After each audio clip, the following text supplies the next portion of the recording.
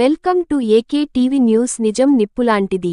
ప్రయాగరాజ్ మహా కుంభమేళాలో రాష్ట్ర విద్య, IT, electronics శాఖల మంత్రి నారా లోకేష్ దంపతులు పుణ్యస్నానాలు చేశారు.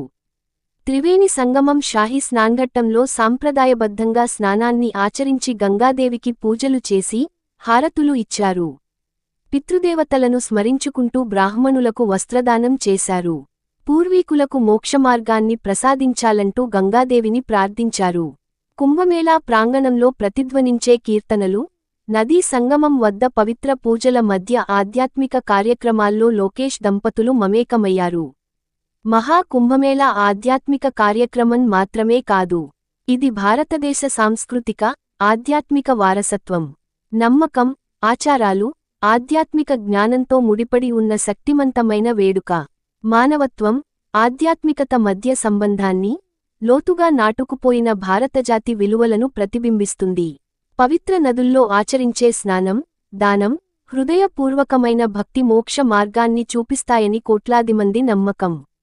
కుంభమేళాలో స్నానాలు, పూజాదికాల అనంతరం లోకేష్ దంపతులు కాశీ విశ్వేశ్వరుని ఆలయాన్ని సందర్శించేందుకు వారణాసి బయలుదేరి వెళ్లారు. మరిన్ని వార్తల కోసం చూస్తూనే ఉండండి మీ ఏకే టీవీ న్యూస్. నిజం నిప్పులాంటిది.